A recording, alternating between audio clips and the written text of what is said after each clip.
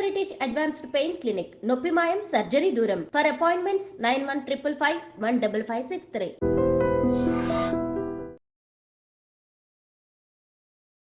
నమస్కారం, welcome to I dream. ధర్మ మార్గం విత్ విజిత కార్యక్రమానికి స్వాగతం.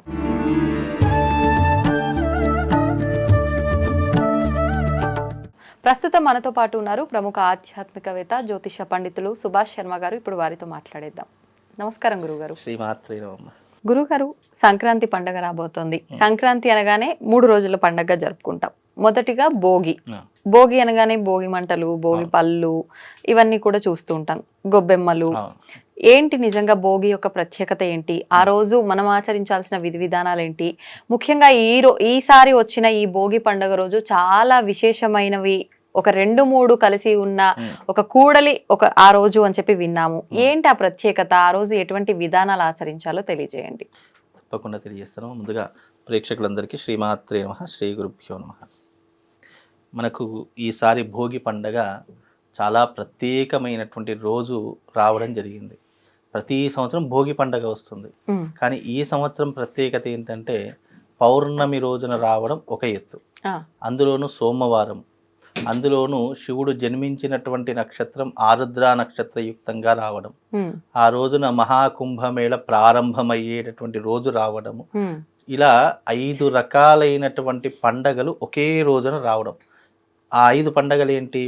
భోగి, పౌర్ణమి, సోమవారము, అలాగే ఆ రోజున మహాకుంభమేళ, అలాగే ఆ రోజున మనకు ఆరుద్ర నక్షత్రం. ఈ 5 రకాలైనటువంటి విధానాలు ఒకే రోజున రావడము చాలా అరుదుగా జరిగేటటువంటి గ్రహ సంచారాల్లో మార్పులు ఇవన్నీ కూడా. ఎందుకు అనంటే గనక మనకెప్పుడు కూడా తిథి, వార, నక్షత్ర, ముహూర్త, యోగ కరణములు అనేటటువంటివి మనిషి జీవితాన్ని ఉద్ధరింపజేసేటటువంటివని జ్యోతిష శాస్త్రం చెప్పడం జరిగింది. అయితే మనిషి జీవితాన్ని మార్చుకోవడానికి భగవంతుడు గొప్పనైనటువంటి ముహూర్తాలు కొన్ని సృష్టిస్తాడు. ఆ సృష్టించేటటువంటి ముహూర్తాల్లో ఇది చాలా అత్యద్భుతమైనటువంటి ముహూర్తము. ఈ ముహూర్తానికి ఉన్నటువంటి బలము అంతా ఇంత కాదు. కటిక దారిద్రుడైనా సరే అపర కుబేరుడు కావడానికి, మనిషి జీవితంలో జాతకం ఎంత నీచంగా ఉన్నా, ఎంత దారిద్రంగా ఉన్నా దాన్ని మనము ఒక గొప్పగా మలుచుకోవడానికి ఈ యొక్క రోజు మనకు ఉపయోగపడుతుంది.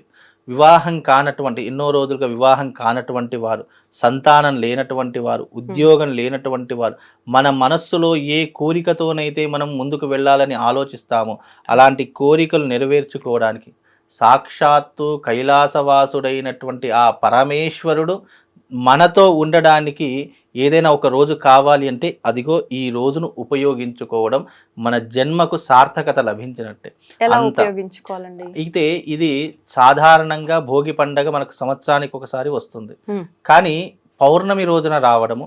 భోగి అంటేనే మామూలుగా శాస్త్ర ప్రకారంలో చెప్పినటువంటి విధంగా భోగి అంటే భోగ భాగ్యాలను ప్రసాదించేటటువంటిది.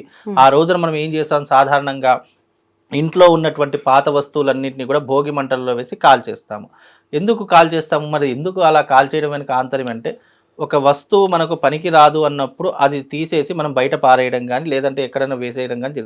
భోగి రోజున మన ఇంట్లో ఉన్నటువంటి చీపుర్లు కానీ, చాటలు కానివ్వండి, లేదా మన ఇంట్లో ఉన్నటువంటి కట్టెలు కానివ్వండి, ఇవన్నీ కూడా ఏం చేస్తామో ఆ రోజున భోగి మంటల్లో వేసేసి కొత్తదనానికి శ్రీకారం చుడతాము. అంటే పాత వస్తువులు వేసామంటే మనకు కొత్తది వస్తుంది అని అర్థము. ఏదైతే ఇప్పుడు మనకు ఉదాహరణకు మనం ఇల్లు ఉడిచే చీపురు ఉంది అనుకోండి, అది మన ఇంట్లో పాడైపోయింది, ఏం చేస్తాం? భోగి మంటలు వేసి తెల్లారితే కొత్త చీపురు తెచ్చుకుంటాము.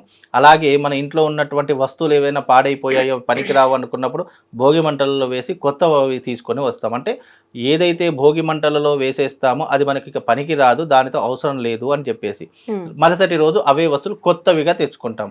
అంటే మన జీవితం కొత్త వైపుగా నడిపించుకోవడానికి, కొత్తగా ప్రారంభం చేసుకోవడానికి ఈ భోగి అనేటటువంటిది మనకు ఉపయోగపడుతుంది. చిన్నతనంలో చాలా మందికి తెలియనటువంటి విషయం ఏంటంటే, చిన్నతనంలో చిన్నపిల్లలు ఉంటే ఒక 5 సంవత్సరాల్లో పిల్లలను కానీ 10 సంవత్సరాల్లో పిల్లల్ని కానీ కూర్చోబెట్టి కొత్త చాప వేసి దాని మీద కూర్చోబెట్టి మానుక అంటాం. మానుక అంటే తెలుసా మీకు? మానుక అంటే బియ్యం కొలుస్తాం కదా, మానుక అనేటువంటి ఉంటుంది. ఆ మానుకలో ఏం చేస్తారంటే రేగి పళ్ళు వేస్తారు, చెరుకు గడలు వేస్తారు, చిల్లర నాణాలు వేస్తారు, అలాగే దాంట్లో జామకాయలు వేస్తూ ఉంటారు.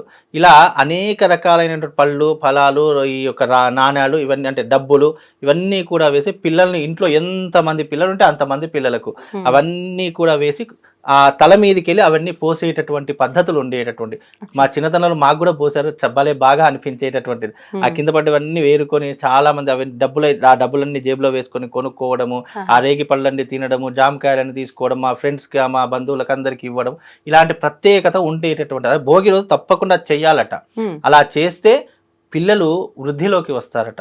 వాళ్ళకున్నటువంటి సంక్రాంతిని కీడు దినాలని అంటారు కదా, ఎందుకు ఇవన్నీ పోయడం ద్వారా వాళ్ళకు ఉన్నటువంటి కీడు తొలగిపోతుంది అని చెప్తూ ఉంటారు.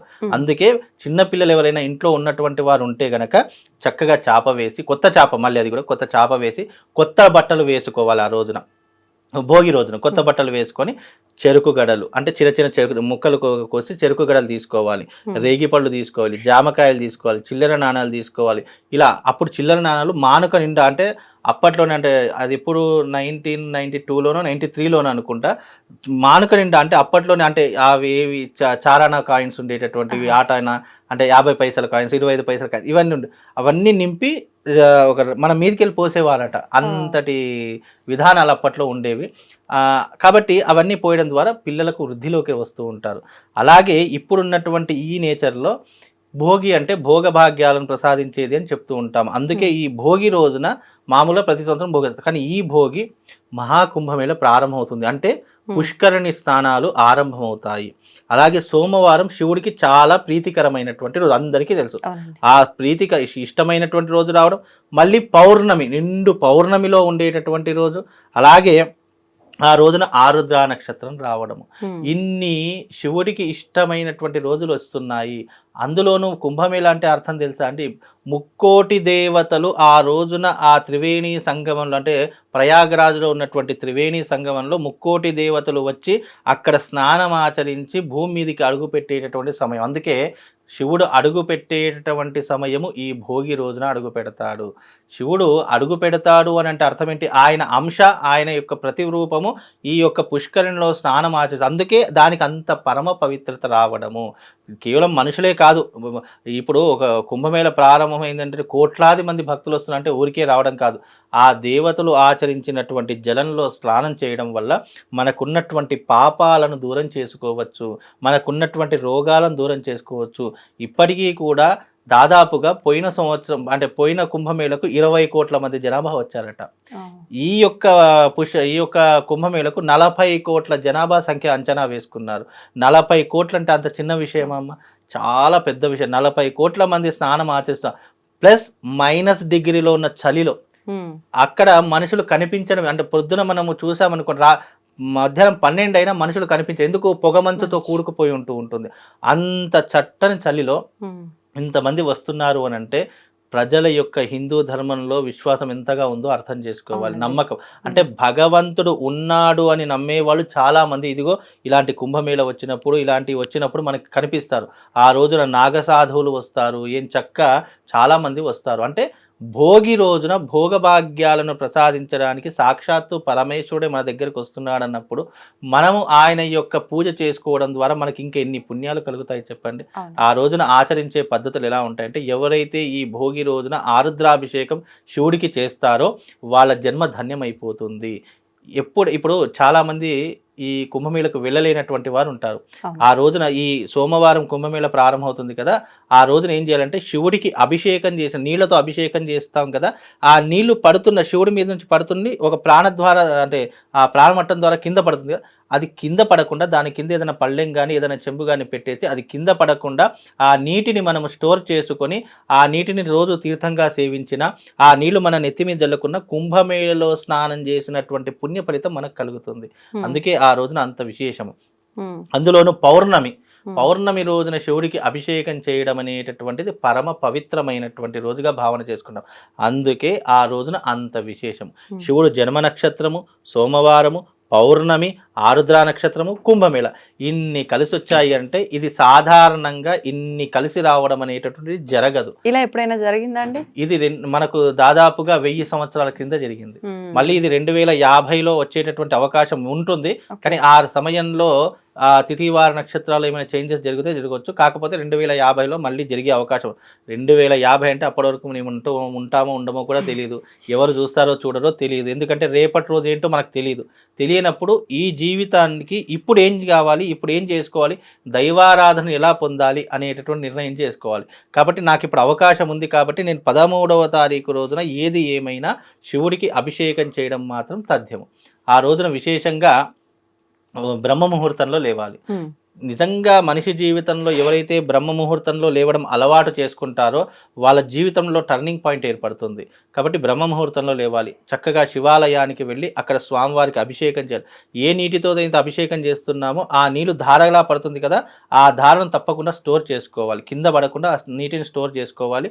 ఆ తర్వాత పంచామృతంతో అభిషేకం చేసేసి వీలైతే ఆ రోజున అక్కడ సేవ చేసుకునే ప్రయత్నము, వీలైతే 10 మందికి భోజనం పెట్టేటటువంటి అవకాశం ఏర్పరచుకుంటే నిజంగా మీ జీవితంలో మీకు ఎవ్వరు తోడున్నా లేకపోయినా పరమశివుడు మాత్రం మీ వెన్నంటే ఉండి మిమ్మల్ని నిరంతరం కాపాడుతాడమ్మా. అంత పరమ పవిత్రమైనటువంటి రోజు. తిథివార నక్షత్ర ముహూర్త యోగకరణాలు అన్నీ కలిసి వచ్చేటటువంటి అద్భుతమైనటువంటి రోజు. ఎంతెందుకు ఒక మనిషి జీవితంలో ఒక పెళ్లి చేయాలన్నా లేదా ఒక ఎంగేజ్మెంట్ చేయాలన్నా ఒక ముహూర్తం చూసారా, అలా ముహూర్త ఎందుకు ముహూర్తం చేస్తా అంటే ఆ ముహూర్త బలానికి మనం చేసుకుంటే గనక అది యొక్క ముహూర్త బలం వల్ల ఎప్పుడూ కూడా ఎలాంటి ఇబ్బందులు లేకుండా జీవితం కలకాలం హ్యాపీగా బ్రతకడానికి. అలాగే ఇప్పుడు చేస్తున్న ఈ వచ్చే ముహూర్తం కూడా ఎన్నో జన్మల పాపాలను తొలగించుకోవడానికి, ఆ శివుడి యొక్క సంపూర్ణమైనటువంటి అనుగ్రహాన్ని పొందడానికి మనం చేసేటటువంటి ప్రయత్నమే ఈ భోగి రోజున శివుడికి అభిషేకము, అది కూడా ఆరుద్రాభిషేకం. ఇంకో విషయం ఏంటంటే చాలామందికి తెలియదేమో, ఒక శివరాత్రి రోజున అభిషేకం చేస్తే చాలా పుణ్యము అని అంటాము, అవునా? అలాంటిది 1000 శివరాత్రుల్లో మనం అభిషేకం చేస్తే ఎంత పుణ్యం వస్తుందో ఈ ఒక్కరోజు అభిషేకం చేస్తే అంత పుణ్యం వస్తుంది. ఇప్పుడు మన జీవితంలో 1000 శివరాత్రులు మనం చేయలేము. అవునండి. ఎందుకు? మనకు ఆయుష్ అంత లేదు కాబట్టి. 1000 శివరాత్రుల్లో మనం పూజ చేయలేము, అభిషేకం చేయలేము. కాబట్టి ఈ ఒక్క రోజున మాత్రము శివుడి జన్మ నక్షత్రమైనటువంటి ఆరుద్ర నక్షత్రం రోజు చేస్తే మన జీవితంలో 1000 శివరాత్రులు అభిషేకం చేసినటువంటి పుణ్య ఫలితము మనకు కలుగుతుంది. అందుకే దీనికి ఇంత ప్రాధాన్యత సంతరించుకుందాం. అయితే ఈసారి భోగి చాలా ప్రత్యేకమైన, చాలా ప్రత్యేకము. భోగ భాగ్యాలు కాదు, మన జీవితంలో ఉన్నటువంటి దారిద్ర్యాన్ని, కష్టాన్ని, జాతకంలో ఉన్నటువంటి దోషాలను ఇవన్నీ కూడా తొలగించుకోవడానికి ఈ ఒక్క మార్గం సరిపోతుంది. శివుడే మనతో ఉన్నాడంటే మనకి ఎవరు ఏం చేయగలుగుతారు చెప్పండి? ఇప్పుడు నవగ్రహాల్లో అధిపతి సూర్యుడు, సూర్యుడికి అధిపతి, సూర్యుడికి గురువు ఎవరు? పరమేశ్వరుడు. ఆ పరమేశ్వరుడే మనతో ఉంటే మనకి ఇంకెవరు, ఏ గ్రహం ఏం చేస్తుంది, ఏ మనిషి ఏం చేస్తాడు చెప్పండి? ఎగ్జాంపుల్గా ఈ రాష్ట్రాన్ని పరిపాలించే ఒక ముఖ్యమంత్రి మన వాడయ్యింటే ఎమ్మెల్యే ఏం చేస్తాడు, మినిస్టర్ ఏం చేస్తారు, పోలీసు ఎవరు ఏం చేస్తారు చెప్పండి? అలాగే ఆ పరమేశ్వరుడే మనతో తోడై ఉంటే ఎవరేం చేస్తారు? ఎవ్వరు ఏం చేయలేరు. కాబట్టి ఆ రోజున చక్కగా శివారాధన చేసుకోండి. చక్కగా మీ దగ్గరలో ఉన్నటువంటి శివాలయానికి వెళ్ళి చక్కగా గంగాభిషేకం చేసుకోండి, పంచామృతాభిషేకం చేసుకోండి. ఆ నీళ్లను మాత్రం స్టోర్ చేసుకొని, ఆ రోజున ఎందుకు స్టోర్ చేసుకున్నామన్నానంటే ఆ శివుడి మీద ఎప్పుడైతే మొట్టమొదటిగా నీటి బిందువు పడి అది ప్రాణమట్టం ద్వారా భూమికి తాకుతుందో ఆ భూమికి తాకేటటువంటి నీటి బొట్టు పరమ పవిత్రమైనటువంటిది. ఆ రోజున చేసేటటువంటి అభిషేకము సప్త సముద్రాల్లో మనం మునిగినటువంటి పుణ్యం కలుగుతుంది.